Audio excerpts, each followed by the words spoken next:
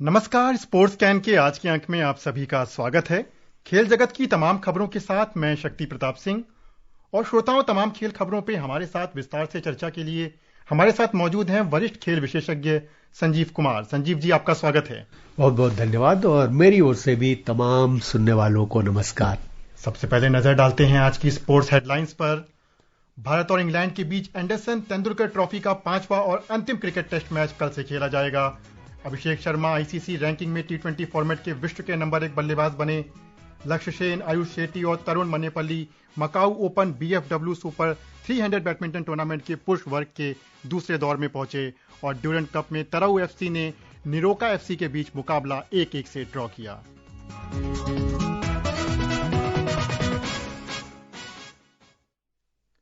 भारत और इंग्लैंड के बीच Anderson Tendulkar trophy का 5वां और अंतिम क्रिकेट टेस्ट मैच कल से कैनिंगटन ओवल में खेला जाएगा। भारतीय टीम की नजरें ये मुकाबला जीतकर श्रृंखला 2-2 से बराबर करने पर होंगी। एक रिपोर्ट।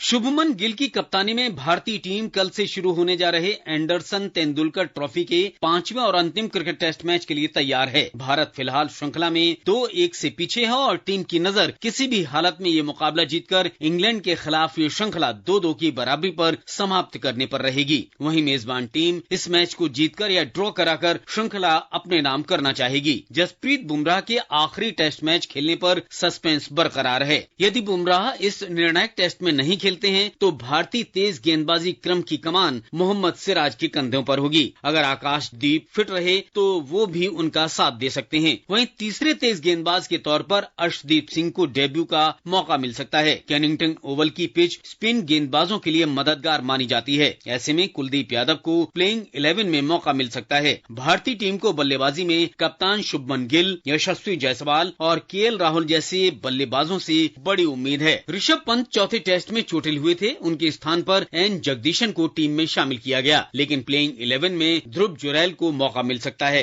हालांकि भारत के लिए अच्छी खबर यह है कि इंग्लैंड के चोटिल कप्तान बेन स्टोक्स और प्रमुख तेज गेंदबाज जोफ्रा आर्चर इस मुकाबले में नहीं खेलेंगे। मैच के दौरान बारिश की आशंका भी जताई जा रही है। कैनिंगटन ओवल में भारतीय टीम ने 15 टेस्ट मैच खेले हैं, जिनमें उसने सिर्फ 2 ही मुकाबले जीते हैं। वहीं 6 मुकाबलों में उसे हार का सामना करना पड़ा है, जबकि 7 मैच ड्रॉ रहे हैं। ऐसे में भारत पुराना रिकॉर्ड भूलकर अपनी शानदार लय जारी रखते हुए ये मैच जीतना चाहेगा। Mukesh Kumar, sports can.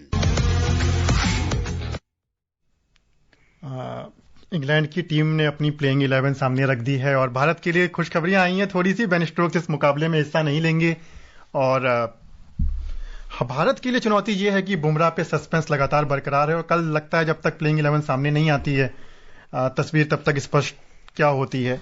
क्या भारत तीसरे स्पिनर गेंदबाज के साथ जाएगा इस पिच पे? देखिए, सबसे पहले इंग्लैंड की बात कर लें। अभी जो रिपोर्ट हम सुन रहे थे, इंग्लैंड के कप्तान तो रूल्ड आउट हो गए हैं। ओली पोप इसमें कप्तानी करेंगे। इसके अलावा इंग्लैंड की टीम में बॉलिंग लाइनअप में गस एटकिंसन है, जैमी ओबर्टन है और जॉश टंग है। तो ये 3 नए बॉलर आए हैं, फास्ट बॉलर। इसके अलावा जैकब बेथेल जो कि बहुत ही अटैकिंग बैट्समैन है, नंबर 6 पे उनको रखा हुआ है। तो काफी सारे परिवर्तन हैं। अब इसके कुछ फायदे भी होते हैं, कुछ नुकसान भी होते हैं। अगर कोई नया प्लेयर आता है, हो सकता है नई ऊर्जा लेके आए, नया जोश के लेके आए और नए चुनौतियां नई पेश करे, नए ढंग से वो बॉल करेगा। उसको आपने खेला नहीं है सीरीज में इन बॉलर्स को, तो हो सकता है भारत के लिए बड़ी चुनौती हो। एट द सेम टाइम अगर भारत की तरफ की बात करें तो हमने अभी रिपोर्ट में सुना, आपने भी ये सवाल किया कि जसप्रीत बुमराह को लेके सस्पेंस है, लेकिन मेरा मानना है वो रूल्ड आउट हैं। जसप्रीत बुमराह इस मैच में नहीं खेलने जा रहे हैं। कल ही ऐसी खबर आ गई थी वहां जो रिपोर्टर्स है उनके हवाले से कि जसप्रीत बुमराह नहीं खेलेंगे, क्योंकि कहा जा रहा था कि वो बीते टेस्ट मैच में उन्होंने एक ही इनिंग्स में बॉलिंग की, दूसरी इनिंग्स में बॉलिंग नहीं की, तो वर्कलोड थोड़ा कम था। लेकिन जो गैप है उसको देखते हुए, क्योंकि तुरंत 2-3 दिन के बाद टेस्ट मैच शुरू हो रहा है, तो उनको नहीं खिलाया जाएगा। अब भारत के सामने यह है कि आकाशदीप फिट है, मोहम्मद सिराज तो खेलेंगे ही, प्रसिद्ध कृष्णा आएंगे। इसके अलावा जो एक 8वीं पोजीशन पे बात करें तो वहां पर एक वैकेंसी है, तो वहां या तो अर्शदीप सिंह खेलेंगे लेफ्ट आर्म एक फास्ट बॉलर होंगे, वो वैरायटी होगी एक, या फिर कुलदीप को मौका दिया जा सकता है। और भारतीय टीम अगर ये सोचती है कि बैटिंग को मजबूती दे तो शार्दुल ठाकुर के साथ भी कंटिन्यू कर सकते हैं। यहां एक सस्पेंस है। और विकेट कीपर की बात करें तो ध्रुव जुरेल खेलेंगे। जी, ध्रुव जुरेल की जगह यहां से बिल्कुल लगभग पक्की मानी जा सकती है, क्योंकि उन्होंने विकेट कीपिंग की भी ऋषभ पंत की गैर मौजूदगी में इस सीरीज में। कई दफा वो मैदान पे उतरे। जिस तरह की पिच बताई जा रही है रिपोर्ट्स के अनुसार कि इसमें स्पिनरों को मदद मिल सकती है, काफी हद तक ऐसी संभावनाएं हैं, तो शायद संभावनाएं हैं कि भारत कुलदीप के विकल्प के साथ जाए यहां पर। देखिए, स्पिनर ट्रेडिशनली अगर देखें तो ओवल की पिच पर स्पिनर्स ने ठीक ठाक विकेट निकाले हैं। यहां पर जो रिकॉर्ड है वो कहते हैं कि जो शिन वन भी यहां बहुत सफल रहे हैं। भारत की बात करें तो जितने भी अब तक वहां टेस्ट मैच भारत ने खेले हैं, जब से 30s से जब तक भारतीय टीम वहां गई है, जितने भी बॉलर्स भारत के गए हैं, रविंद्र जडेजा सबसे सफल रहे हैं। जी बिल्कुल। 3 मैच में 15 विकेट हैं। तो इसे पता लगता है कि हाँ, वह विकेट कीपर जो स्पिनर है उनके लिए बहुत कुछ है, बशर्ते कि वो कैसी पिच बनाते हैं। क्योंकि अभी एक और अभी झगड़ा सामने आया था, तो विवाद वो क्यूरेटर से ही था। अब उसके बाद क्या कुछ होता है या घास छोड़ते हैं, क्योंकि ये जो बॉलर आए हैं उनकी तरफ, इंग्लैंड की तरफ, मेजबान की टीम की तरफ, ये सारे फास्ट बॉलर हैं, लंबे कद के हैं। तो क्या पता वो स्पिन ट्रैक ना बनाए, वो फास्ट बॉलर्स के लिए मददगार पिच बनाए। लेकिन ओवरऑल जो ओवल का इतिहास देखें तो यहां पर एक बैलेंस पिच बनाते हैं। बैटिंग भी अच्छी होती है, वहां ढेर सारे रन भी बनते हैं, और फास्ट बॉलर्स भी अच्छा करते हैं और स्पिनर्स भी अच्छा करते हैं। तो सबके लिए कुछ कुछ होगा। लेकिन मुझे थोड़ा डाउट है कि शायद 3 स्पिनर्स के साथ भारत ना उतरे। जी बिल्कुल, क्योंकि ये एक बहुत ही स्टंटिंग फैसला हो सकता है और पिच पर भी सबकी नजरें टिकी होंगी। वहीं एक और खबर की बात करते हैं क्रिकेट की, जहां पे अभिषेक शर्मा T20 फॉर्मेट में आईसीसी की ताजा जारी रैंकिंग में नंबर 1 बल्लेबाज बन गए हैं। और मैनचेस्टर टेस्ट में शानदार प्रदर्शन करने वाले रविंद्र जडेजा विश्व के नंबर 1 ऑलराउंडर तो बने हुए हैं, साथ ही बल्लेबाजी रैंकिंग में 5 पायदान ऊपर चढ़कर 29वें स्थान पर, और गेंदबाजी रैंकिंग में 1 स्थान ऊपर चढ़ के 14वें स्थान पर आ गए हैं। वॉशिंगटन सुंदर ऑलराउंडर्स की सूची में 8 पायदान ऊपर चढ़कर संयुक्त रूप से 13वें स्थान पर। और अगर टेस्ट बल्लेबाजों की बात की जाए तो ऋषभ पंत 7वें, यशस्वी जायसवाल 8वें और शुभमन गिल 9वें स्थान पर पहुंच गए हैं। लक्ष्य सेन, आयुष शेट्टी और Tarun Mannepalli Macau Open BFW super 300 badminton tournament के पुरुष सिंगल्स के अगले दौर में पहुंच गए हैं।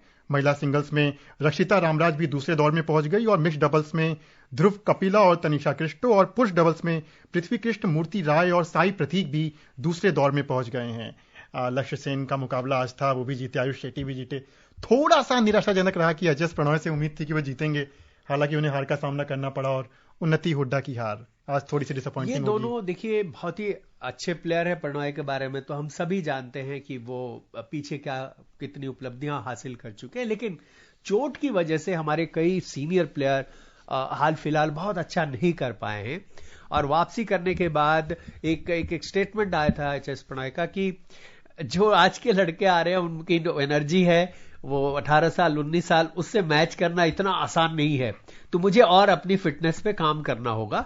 वो लगे हुए हैं और निराशाजनक तो है ही है। उन्नति हुड्डा जो काफी उभरती हुई प्लेयर हैं और भविष्य में उनसे काफी उम्मीदें हैं, उनका भी हारना निराशाजनक है। लेकिन एट द सेम टाइम अगर आप देखें तो लक्ष्य सेन तो स्थापित हमारे प्लेयर है ही हैं, लेकिन 2-3 और जो नए प्लेयर हैं वो अच्छा कर रहे हैं। आयुष शेट्टी अच्छा कर रहे हैं, और ये सब प्लेयर जो हैं वो 23 साल 24 साल 22 साल के हैं। ये भी एक अच्छा संकेत है कि जो बेंच स्ट्रेंथ है, भले ही वो खिताब ना जीते बट क्वार्टर फाइनल में पहुंच रहे हैं, सेमीफाइनल में पहुंच रहे हैं या प्री क्वार्टर पे पहुंच रहे हैं, तो ये अच्छी उपलब्धि भी कही जाएगी। जी बिल्कुल, लेकिन अगर हम बैडमिंटन की इस साल की जो भारत की पूरी परफॉर्मेंस अगर देखी जाए तो भारतीय खिलाड़ी, जैसा आपने कहा है कि क्वार्टर फाइनल और प्री क्वार्टर फाइनल तक पहुंच रहे हैं, अच्छा खेल दिखाते हैं, अच्छी एनर्जी है।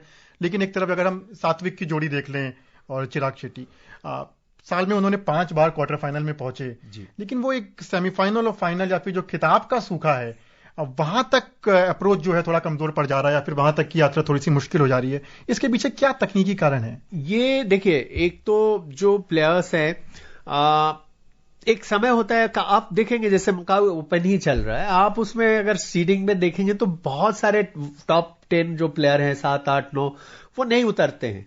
जैसे ये जो लेवल है अलग अलग, ये सुपर 300 है, तो बहुत सारे प्लेयर ऐसे होते हैं वो सुपर 500, 750, 1000 वाले पर टारगेट करते हैं और पिक एंड चूज करते हैं कि हम इन टूर्नामेंट्स में खेलेंगे तो हमारी ये रैंकिंग अच्छी बनी रहेगी, हम टॉप में बने रहेंगे, और स्किप करते हैं।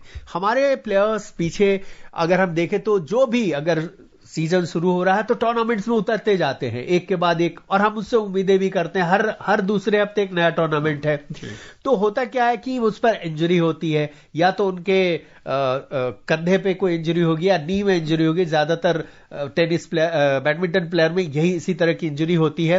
तो उसके उबर के आना और फिर जो गैप हुआ है उसको भरना आसान नहीं होता। जैसा पन्ना ने कहा, आप टॉप जोड़ी हुआ करती थी, देखे आपने उदाहरण दिया चिराग शेट्टी और रंकी रेड्डी का, उसमें उनका जो वो है तो वो एक समय नंबर 1 थे और बहुत ही अच्छा कर रहे थे, लेकिन एक की इंजरी हुई, दूसरे की इंजरी हुई, और फिर पता चला कि अब एक साथ तालमेल बिठाना तो बहुत मुश्किल हो जाता है फिर आके, और जिस तरह से प्रोफेशनल बैडमिंटन। बट मुझे उम्मीद है जो टैलेंट है भारतीय टीम में, आने वाले समय में हम फिर से देखेंगे कि एक के बाद एक टूर्नामेंट में हमारे खिलाड़ी जीत रहे हैं। जी बिल्कुल, हमें इस बार भी उम्मीद होगी कि मकाऊ ओपन में भारतीय बैडमिंटन खिलाड़ी कुछ और करिश्मा करके दिखाएं। और अब बात करते हैं टेबल टेनिस की। विश्व टेबल टेनिस स्टार कंटेंडर प्रतियोगिता आज से ब्राजील में शुरू हो गई। ये प्रतियोगिता 3 अगस्त तक चलेगी। आइए जानते हैं कौन कौन भारतीय खिलाड़ी इस प्रतियोगिता में चुनौती पेश करते दिखेंगे। पुरुष सिंगल्स में मानव ठक्कर, हरमीत देसाई, मानु शाह, स्नेहित सुरवजुल्ला, पायस जैन और अंकुर भट्टाचार्य भारत का प्रतिनिधित्व करेंगे। महिला सिंगल्स में मनिका बत्रा, अहिका मुखर्जी, दिया चिताले, यशस्विनी घोरपड़े और स्वास्तिका घोष भारतीय दल का हिस्सा है। यदि पुरुष डबल्स की बात की जाए तो भारतीय चुनौती का दामोदर मानव ठक्कर और मानु शाह, पायस जैन और अंकुर भट्टाचार्य तथा हरमीत देसाई और स्नेहित सुरवजुल्ला की जोड़ी पर होगा। वहीं महिला डबल्स में दिया चिताले और यशस्विनी घोरपड़े की जोड़ी तथा मिक्स डबल्स में मानु शाह और दिया चिताले तथा हरमीत देसाई और यशस्विनी घोरपड़े की जोड़ी इस प्रतियोगिता में अपनी दावेदारी पेश करेंगी। Vaishnavi, sports can. हालांकि इस बार भारतीय खिलाड़ियों ने हर कैटेगरी में अच्छे से अच्छे नॉमिनेशंस पाए हैं, लेकिन सबसे अधिक उम्मीदें मेरे को लगता है मानव ठक्कर और मनिका बत्रा से होने वाली हैं। जी बिल्कुल, देखिए जिस भी टूर्नामेंट में ये खिलाड़ी उतरते हैं हम उससे उम्मीद करते हैं। इसमें भी कुछ यंगस्टर्स आगे आ रहे हैं, और एक हाल में एक बहुत अच्छा स्टेटमेंट दिया था शरद ने, जो हमारे शरद कमल अब तक के महान भारतीय टेबल टेनिस प्लेयर्स में से एक है। तो उनका कहना था कि देखिए जूनियर लेवल पे तो हमारे प्लेयर बहुत अच्छा कर रहे हैं, तो हमें एक ऐसा सिस्टम बनाना होगा कि जूनियर से जो स्टार है वो सीनियर में भी स्टार बने और बड़े बड़े टूर्नामेंट जीते। तो उसके लिए उन्होंने कुछ सुझाव दिए थे। उम्मीद करें कि जो गैप है वो कहीं ना कहीं भरा जाए, और जूनियर लेवल पे जो वर्ल्ड लेवल पे टूर्नामेंट होते हैं उसमें हमारे प्लेयर्स बहुत अच्छा करते हैं एशियन लेवल पे, बट सीनियर लेवल पे किस तरह से वही मेंटेन करके रखें उस पर काम करना होगा। और जैसा आपने दोनों प्लेयर का नाम लिया, निश्चित तौर पर इनसे उम्मीदें होंगी। और अब बात करते हैं टेनिस की, जहां भारतीय टेनिस खिलाड़ी सुमित नागल स्पेन के कार्लोस संचेस जोवर को 6-2, 6-2 से हरा करके जर्मनी में हेगन में चल रहे प्लाज्मैन ओपन के दूसरे दौर में पहुंच गए हैं। वहीं सिद्धार्थ बंथिया और बुल्गारिया के अलेक्जेंडर डोंस्की की जोड़ी भी क्वार्टर फाइनल में पहुंच गई है। डूरंड कप में इंफाल में आज ग्रुप एफ के एक मुकाबले में तरऊ एफसी और निकोरा एफसी के बीच मुकाबला 1-1 की बराबरी पर ड्रॉ हुआ। वहीं शाम को एक अन्य मुकाबले में इस समय ग्रुप ए में नामधारी एफसी और साउथ यूनाइटेड एफसी आमने सामने हैं। वहीं कल खेले गए 2 मुकाबलों में ग्रुप सी के एक मुकाबले में जमशेदपुर एफसी ने इंडियन आर्मी एफटी को 1-0 से हरा दिया। जीत के साथ ही जमशेदपुर एफसी 2 मैचों में 6 अंकों के साथ ग्रुप में शीर्ष पर पहुंच गई है। वहीं ग्रुप ई के एक अन्य मैच में मेघालय की टीम शिलोंग लांजोंग ने रंगदाजीद एफसी को 3-1 से पराजित किया। और श्रोताओं, अब समय हो गया है आप सभी से विदा लेने का, और हमें और हमारी स्पोर्ट्स कैन की पूरी टीम को अनुमति दीजिए। नमस्कार।